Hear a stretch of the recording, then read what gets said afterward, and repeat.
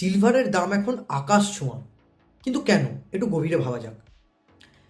BMW আর স্যামসাংয়ের দিক থেকে একটা নতুন ইনোভেশন এসছে, যার নাম দিয়েছে সলিড স্টেট ব্যাটারি। এটা লিথিয়াম আয়ন ব্যাটারির থেকে অনেক গুণে ভালো। কোথায় কোথায়? Lithium ion battery 5 years life expectancy ছিল, আর সলিড স্টেট ব্যাটারির 20 years life expectancy.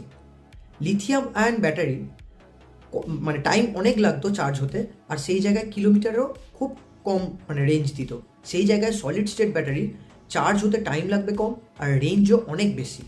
Next, electric vehicle মানে ইভিতে আমরা এর অনেক ফিউচার দেখতে পাচ্ছি। থার্ড হচ্ছে, যেটা মেন কারণ, যে লিথিয়াম আয়ন ব্যাটারিতে সিলভারের অতটা কাজ ছিল না, কিন্তু সলিড স্টেট ব্যাটারিতে সিলভার মানে পার ব্যাটারিতে 1 কেজি অফ সিলভার লাগবে, যেটা বলা হচ্ছে।